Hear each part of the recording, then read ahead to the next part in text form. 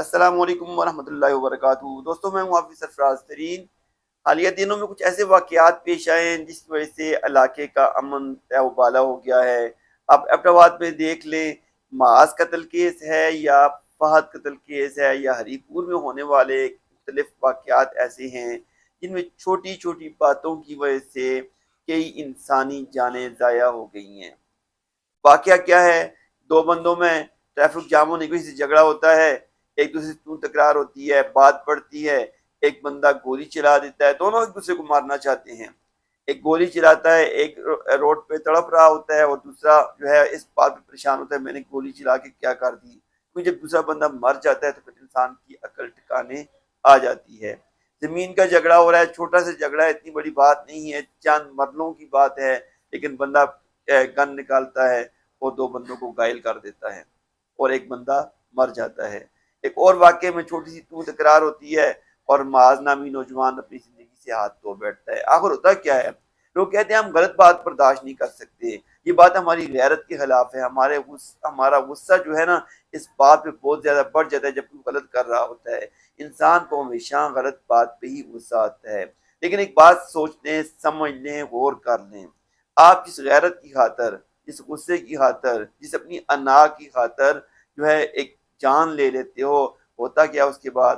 سب سے پہلے جب آپ قتل کرتے ہو آپ کی غیرت تو روز مر جاتی ہے، جب پولیس آپ کے پیچھے پھر رہی ہوتی ہے اور آپ چوہے کی طرح آگے آگے بھاگ رہے ہوتے ہو، آپ کے گھر سے آپ کی ماؤں بہنوں بیٹیوں کو پولیس اٹھا کے لے جاتی ہے، اس وقت آپ کی غیرت کہاں جاتی ہے؟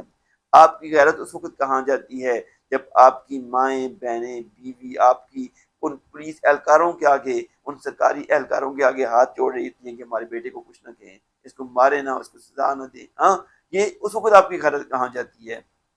اور پھر آپ کی غیرت تو اس وقت مر جاتی ہے جب آپ کا بوڑھا باپ جو جس کا کام جو یہ نہیں تھا کہ آپ کی جو ہے آپ کو بچانے کی خاطر پھرتا، لیکن وہ آپ کی خاطر وہ مقتول خاندان کے پاس اپنی پگ اتار کے، اپنی ٹوپی اتار کے ان کے پاؤں میں رکھ رہا ہوتا ہے، لوگوں کے پیچھے پیچھے پھر رہا ہوتا ہے، جرگے کر رہا ہوتا ہے کسی نہ کسی طریقے سے ہمارا رضی نامہ کروا دیں۔ اس وقت آپ کی غیرت کہاں جاتی ہے؟ سوچ لیں، ایک لمحے کی غیرت ساری زندگی کی بغیرتی بن جاتی ہے۔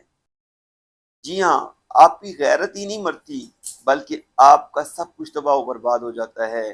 وہ چند روپوں کی خاطر، چند مرلے زمین کی خاطر، ایک مقام کی خاطر آپ جو جھگڑا کرتے ہیں، آپ جو قتل کر دیتے ہیں۔ قتل کرنے سے مرنے والا تو وہ اس کا خاندان تو اجڑتا ہی ہے، لیکن جو قاتل ہوتا ہے اس کا خاندان بھی زندہ درگور ہو جاتا ہے۔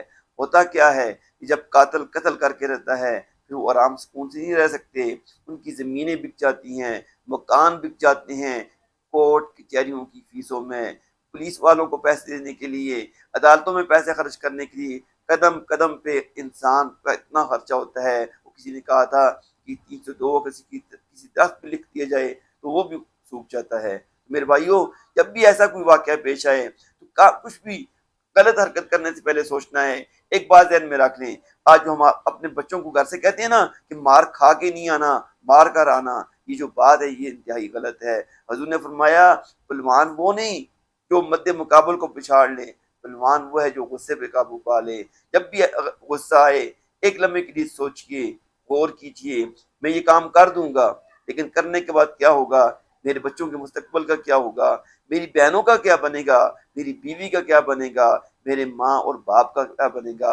میرا خاندان تو اجڑ جائے گا، سب کچھ تباہ و برباد ہو جائے گا۔ لہذا اس موقع پر صرف اتنی بات کہوں گا، کہیں رک جائیے، کہیں جھک جائیے، بس کہہ دیجیے بھائی کوئی بات نہیں، آپ جو ہے آپ نے جو کیا ٹھیک کیا ہے، میں آپ سے معذرت کرتا ہوں، برائے مہربانی مجھے جان دیجیے۔ کتنا لمحہ یہ آپ کو اس وقت یہ کام مشکل لگے گا، لیکن آئندہ آنے والی زندگی میں سوچ لیں آپ کی چین سکون راحت دے کر آئے گا۔ خدا نہ خواستہ کچھ غلط حرکت کر دی تو آپ کا خاندان بھی تباہ و برباد ہو جائے گا۔ امید ہے کہ آپ کو میری بات سمجھ آ گئی ہوگی۔ غصے پر آپ نے قابو پانا ہے اور غصے کے مطابق آپ نے جب غلط کر دیا تو پھر آپ کے سارے خاندان کو یہ چیز جو ہے وہ ساری زندگی جھیلنا پڑے گی۔ اس کے ساتھ ہی اپنے میزبان حافظ سرفراز کو اجازت دیجیے۔